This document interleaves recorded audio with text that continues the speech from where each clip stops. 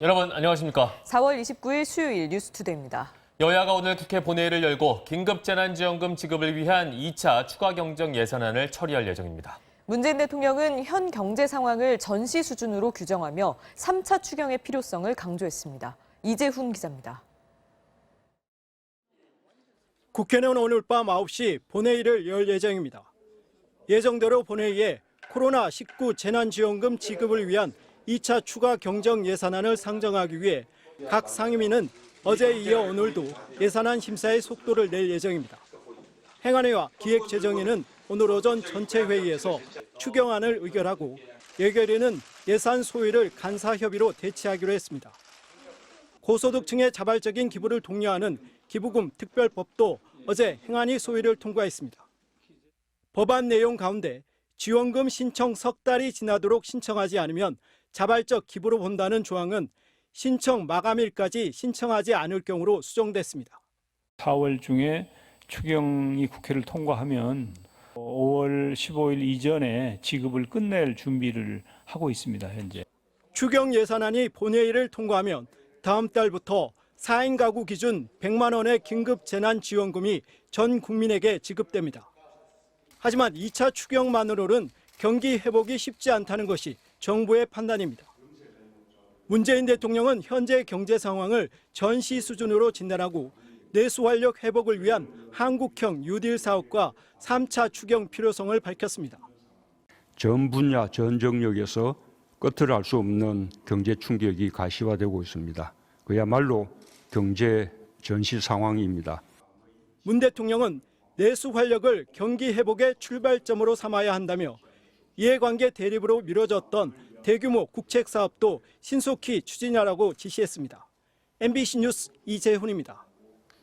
국내에서 코로나19 첫 확진자가 나온 지 이제 100일이 지났습니다. 최근에는 하루 확진자가 10명 안팎으로 줄면서 안정세를 보이고 있지만 보건당국은 황금 연휴가 시작되는 이번 주를 중대 고비로 보고 있습니다. 임명찬 기자입니다. 어제 0시를 기준으로 코로나19 신규 확진자는 14명 추가돼 총 1,752명으로 늘어났습니다.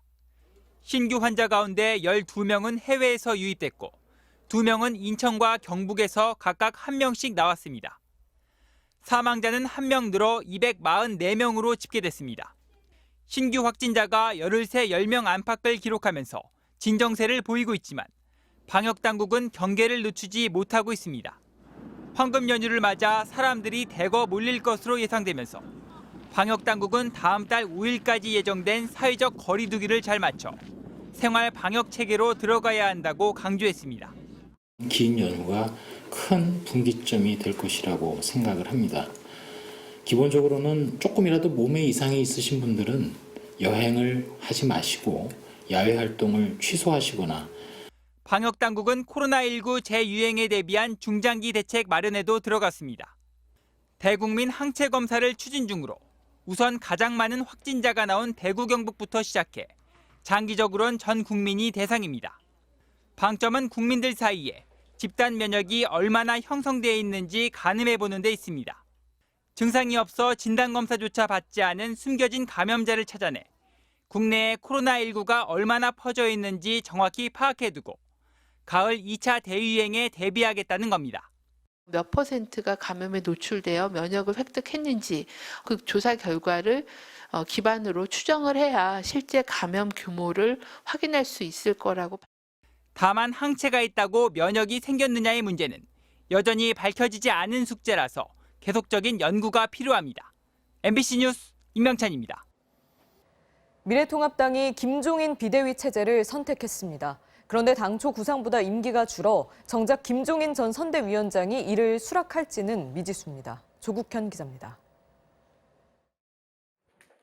어젯밤 김종인 전 선대위원장의 집을 나서는 미래통합당 심재철 원내대표와 김재원 정책위 의장의 표정은 어두웠습니다.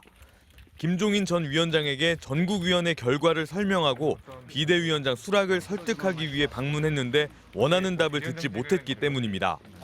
김재원 의원은 김종인 전 위원장이 수락이나 거절에 대해 명확한 답을 하지 않았다고 면담 내용을 전했습니다.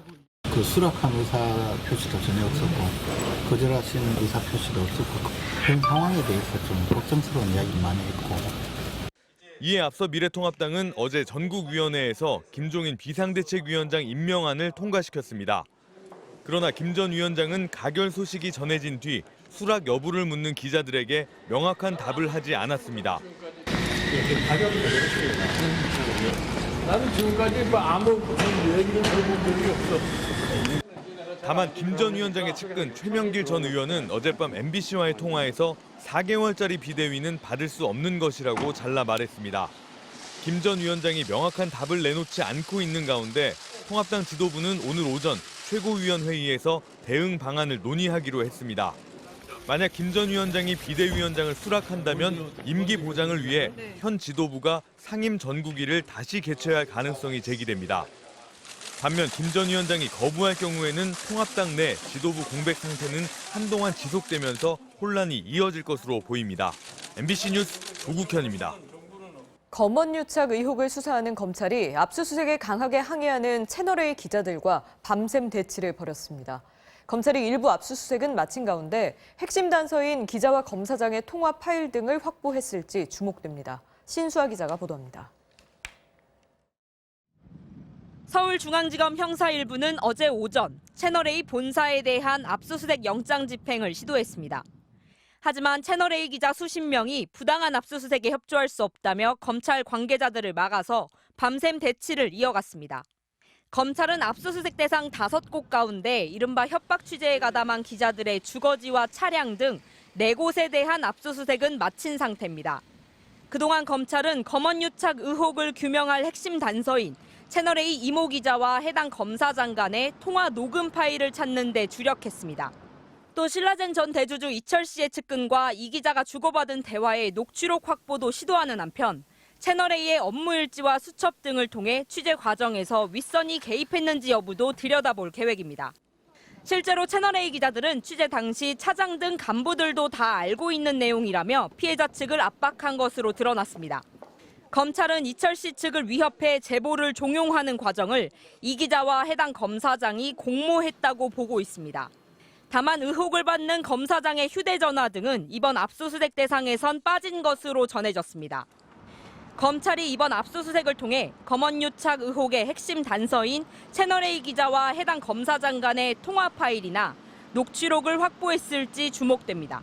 MBC 뉴스 신수아입니다.